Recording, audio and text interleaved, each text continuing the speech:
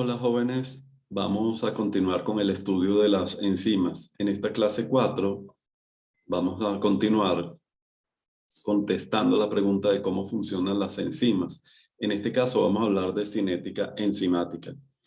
Los bioquímicos comúnmente usan algunos enfoques para estudiar el mecanismo de acción de enzimas purificadas. El enfoque central para estudiar el mecanismo de una reacción catalizada por enzimas es determinar la tasa de la reacción y cómo ésta cambia en respuesta a cambios en parámetros experimentales. Esta es la disciplina conocida como cinética enzimática. Un factor clave que afecta la tasa de una reacción catalizada por una enzima es la concentración del sustrato. Sin embargo, estudiar los efectos de la concentración del sustrato es complicado por el hecho de que éste cambia durante el curso de una reacción in vitro, en tanto que es convertido en producto. Una simplificación a estos experimentos es medir la tasa inicial o velocidad inicial de la reacción enzimática que debería estar graficada acá en el eje de las abscisas cuando la concentración del sustrato es mucho mayor que la concentración de la enzima. El efecto sobre la velocidad inicial, al variar la concentración del sustrato cuando la concentración de enzima es mantenida constante, se muestra en la figura. Relativamente baja concentración del sustrato genera una velocidad inicial que se incrementa casi linealmente con el incremento en la concentración del sustrato. Es decir, guardan una relación de proporcionalidad y esto lo vamos a estudiar más adelante. A medida que aumenta la concentración del sustrato, la velocidad inicial se va incrementando de forma cada vez más lenta, alcanzándose finalmente un punto más allá del cual ya no ocurre prácticamente un incremento en la velocidad inicial, aun cuando se aumenta la concentración del sustrato. Esta región, conocida como plató, es conocida como la velocidad máxima. El complejo enzima-sustrato es clave para entender este comportamiento cinético. Antes de seguir adelante, les mostramos aquí una reacción clásica, una ecuación de un gráfico de hipérbola rectangular típica de la cinética enzimática de Michaelis y Menten, que es lo primero que vamos a discutir. Y acá un gráfico del inverso de la velocidad inicial contra el inverso de la concentración del sustrato para estudiar los parámetros de actividad enzimática comparativamente entre enzimas. Este estilo de gráfico de Lineweaver Work hacen más práctico el estudio enzimático comparando una enzima con la otra con respecto a la gráfica tradicional de la curva de Michaelis y Menten. El complejo enzima-sustrato, como les decía, es clave para entender este comportamiento cinético y por eso fue el punto de iniciación para nuestra discusión de la catálisis. El patrón cinético en la curva de la cinética enzimática, que ustedes vieron anteriormente, que les mostré, llevó al científico Victor Henry, siguiendo los estudios de Works, proponer en 1903 que la combinación de una enzima con su sustrato para formar el complejo enzima-sustrato es un paso necesario en la catálisis enzimática. Esa idea fue expandida en una teoría general de la acción enzimática, particularmente por Leonor Michaelis y Maud Menten en 1903. Ellos postularon que la enzima primero se combina reversiblemente con su sustrato para formar un complejo enzima-sustrato en un paso reversible relativamente rápido. Aquí vemos la reacción enzima-sustrato catalizada que me va a producir un complejo enzima-sustrato gobernado por una constante K+1, pero como esta es una ecuación reversible, el complejo enzima-sustrato a su vez se puede regresar para disociarse en enzima más sustrato gobernada por una reacción K-1. Este complejo enzima-sustrato entonces se puede disociar en un segundo paso más lento para dar al final enzima libre más producto en esta reacción. Entonces, enzima sustrato se disocia en una ecuación que es más bien irreversible, gobernado por una constante +2 en enzima más producto. Dado que la segunda reacción es más lenta, esta que ustedes están viendo aquí, Esta debe limitar la tasa de la reacción general y la tasa de la reacción general tiene que ser proporcional a la concentración de las especies que reaccionan en el segundo paso, es decir, a la concentración del complejo enzima-sustrato. En cualquier momento de una reacción catalizada por una enzima, esta existe de dos maneras. Una forma libre, como ustedes la ven aquí, y una forma combinada con el sustrato. A baja concentración del sustrato, la mayoría de la enzima está en la forma no combinada.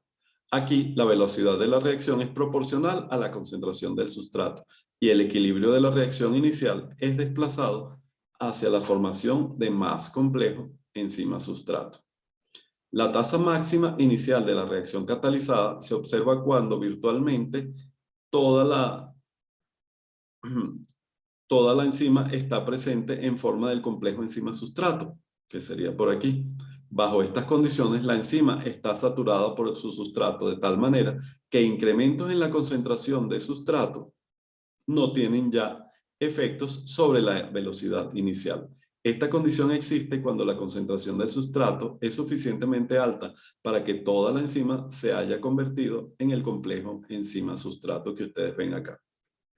Después de que este complejo se transforma en enzima más producto, la enzima queda lista para iniciar el ciclo nuevamente. La curva que expresa la relación entre la concentración del sustrato y la velocidad inicial, de la misma forma general para tiene la misma forma para la mayoría de las enzimas, es decir, se aproxima a una hipérbola rectangular y puede ser expresada algebraicamente por la ecuación de Michaelis y Menten que ustedes ven acá.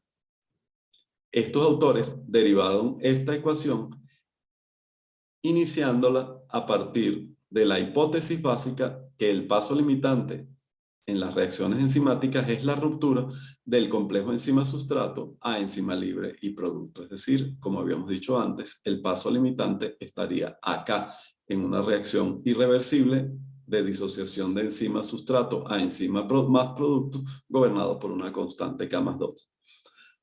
Acá pueden ver la ecuación de Michaelis y Menten, esta que les mostramos aquí. Los términos observados aquí son concentración de sustrato, velocidad inicial y velocidad máxima. Y una constante llamada constante de Michaelis.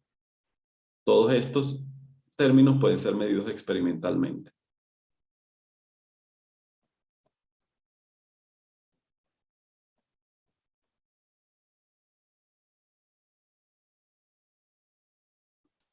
La ecuación de Michaelis y Menten es una derivación. Vamos a irnos todavía un poco hacia atrás. Es una derivación de la ecuación general de la cinética enzimática para expresarla en términos de la velocidad inicial. Es decir, esta ecuación deriva de esta ecuación general con la idea de expresarla en función de la velocidad inicial. La deducción se puede encontrar en cualquiera de los libros de bioquímica. Allí se hacen algunas asunciones, o sea, se asumen algunos aspectos, como por ejemplo la suposición del estado estático, muy importante, es decir, el hecho de que la tasa de formación del complejo enzima-sustrato es igual a la tasa de su disociación, es decir, esta es una reacción reversible. Suponiendo además que la concentración del sustrato es mucho mayor que la concentración de la enzima, como siempre lo hemos dicho en la discusión, y agrupando las diferentes constantes que ustedes pueden observar aquí en la ecuación general a una sola constante llamada constante de Michaelis. Esta es una deducción matemática relativamente compleja y, como les dije, puede ser observada en los libros. A partir de esta ecuación vamos a hacer algunas interpretaciones. Estas interpretaciones que les voy a mencionar ahora van a constituir los aspectos que ustedes tienen que estudiar para determinar cómo se comporta la velocidad inicial de la reacción frente a diferentes escenarios establecidos por las concentraciones del sustrato.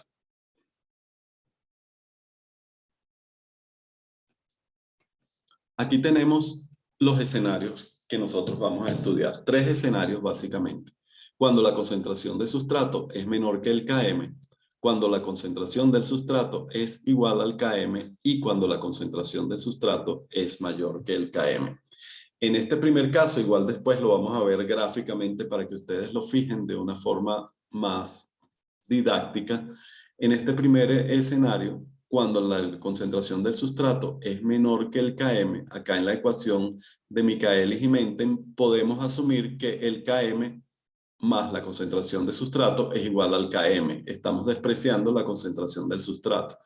Entonces, se establece una ecuación en donde la concentración de la velocidad inicial es proporcional a la concentración del sustrato. Ya ustedes lo van a ver más adelante. Aquí se ve un poco difícil, pero en la próxima diapositiva lo van a ver más claro. Si la concentración del sustrato es igual al Km, entonces Km más la concentración de sustrato acá en el denominador va a ser igual a 2 veces la concentración del sustrato. Estamos diciendo que estamos en un punto en el cual Km es igual a la concentración del sustrato.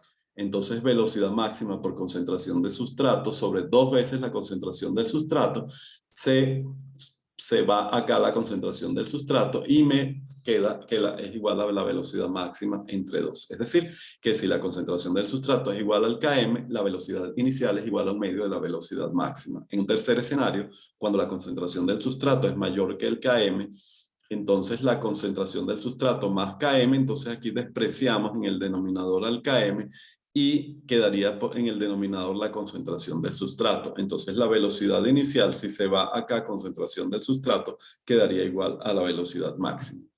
En este caso vemos los 3 escenarios ahora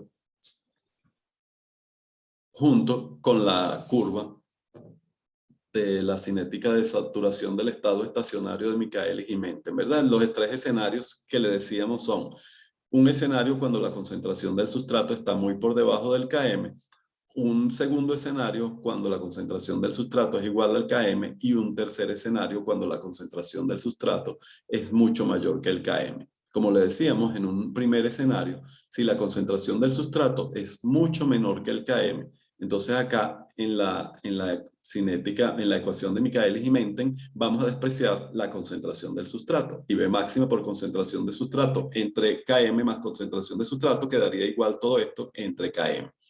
Si esto es así, entonces tendríamos una relación de proporcionalidad, ¿verdad? En la ecuación anterior vemos mejor la relación de proporcionalidad, en donde me quedaría B máxima entre Km por la concentración del sustrato, entonces quedaría una constante por la concentración del sustrato. Y gráficamente lo vemos aquí en esta línea. En un principio, cuando la concentración del sustrato es baja, se puede trazar una línea recta que prácticamente la concentración de sustrato guarda una relación proporcional con la velocidad inicial. Y aquí vemos esto graficado como una línea recta.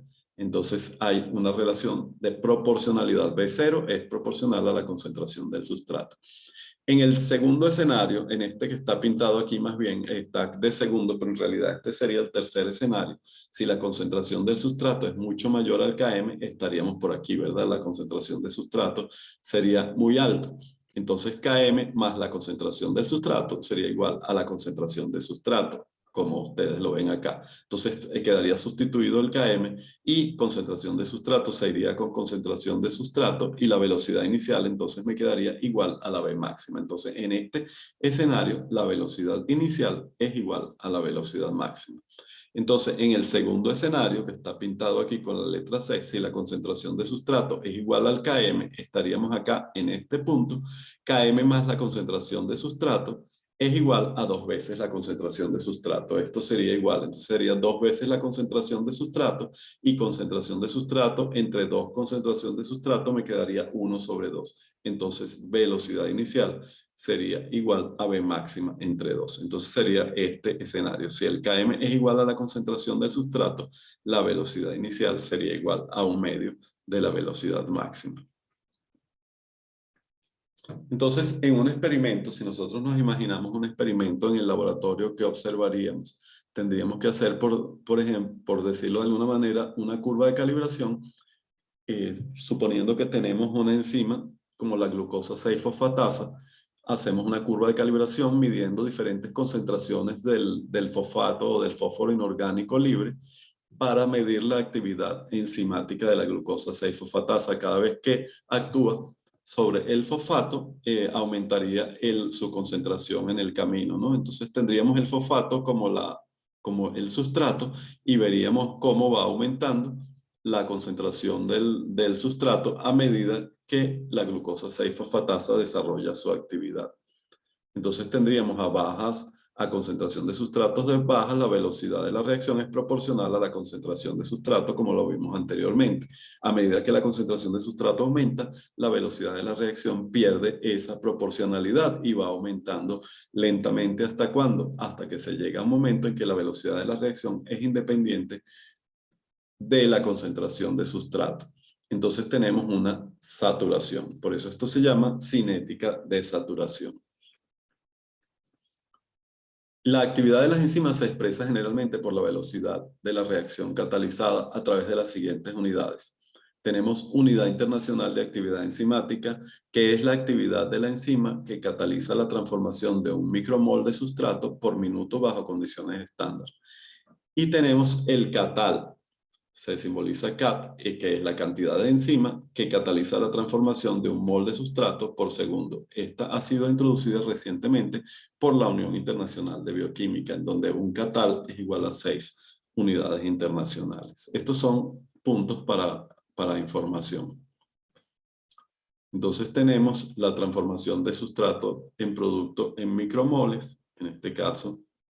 Okay, serían micromoles. La velocidad sería la concentración del sustrato por minuto, que la tenemos acá. Aquí sería la concentración esta sería la velocidad en concentración de fósforo por minuto. Este sería la concentración de sustrato en micromoles.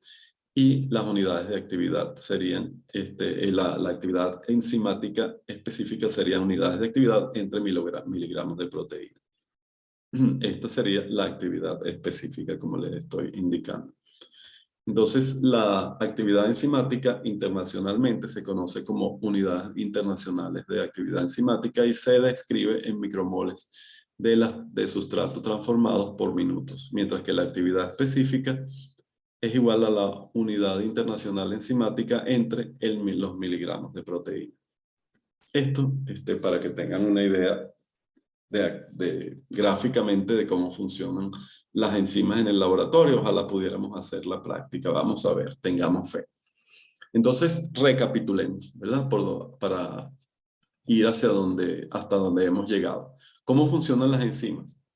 Una de las primeras ideas importantes es que se estabiliza el estado de transición. Lo recuerdan con la barrita y los imanes. La barrita doblada es la que se encaja mejor en el sitio activo de la enzima. ¿Cuál puede ser la actividad enzimática? Puede desolvatar los sustratos, ¿verdad? Puede eliminar la capa de solvatación. La enzima tiene grupos reactivos. Aquí tenemos grupos reactivos que son cadenas laterales de aminoácidos en el sitio activo, claves en la actividad enzimática. Pueden haber coenzimas o cofactores cerca del sitio activo. Se incrementa la concentración efectiva del sustrato, es decir, la estructura del sitio activo de la enzima favorece la ubicación del sustrato en una posición que favorece el estado de transición, que fuerza al sustrato al estado de transición. Una de las actividades puede ser aproximar a los sustratos también por la forma del sitio activo y colocando al sustrato en una orientación adecuada o generando tensión. Entonces, en una próxima clase veremos un poco acerca de la parte de alosterismo e inhibición enzimática, entre otros objetivos.